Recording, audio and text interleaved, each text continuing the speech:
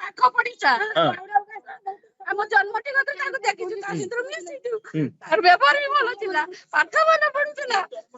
କାହିଁକି ଏଭଳି ଚରମ ନିଷ୍ପତ୍ତି ନବାର କାରଣ?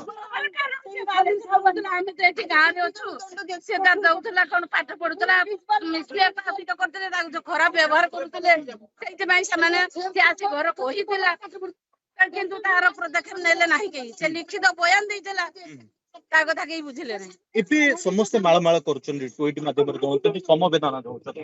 ଆଗରୁ କୋଉଠି ଥିଲେ? ଆଗରୁ କୋଉଠି ଥିଲେ? ବର୍ତ୍ତମାନ ସମସ୍ତେ ସମବେଦନା ଜଣାଉଛନ୍ତି, ଏ ଝିଅର ମୃତ୍ୟୁ ହେଇଯାଇଛି। ସିଏ ବାଲେଶ୍ୱରରେ ରହୁଥିଲା, ପାଠ ପଢୁଥିଲା, ଆମେ ତ ଆଉ ଗାଁରେ ଅଛୁ। ବର୍ତ୍ତମାନ ମୁଖ୍ୟମନ୍ତ୍ରୀଠୁ ନେତା ମନ୍ତ୍ରୀ ସମସ୍ତେ ବର୍ତ୍ତମାନ ସମବେଦନା ଜଣାଉଛନ୍ତି।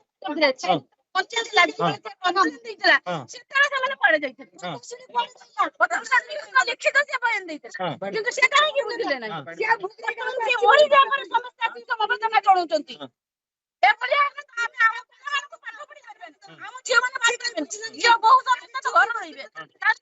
ସ୍ୱାଧୀନତା ଝିଅ ମାନଙ୍କୁ ନାରୀ ନିର୍ଯାତନା କରାଯାଏ, ଏଭଳି ନାରୀ ମାନେ ନିର୍ଯାତନା ହୁଅନ୍ତି, ନାରୀ ମାନେ ଘରୁ ଆସିପାରିବେନି, ସେମାନେ କଣ ଦଉଛନ୍ତି?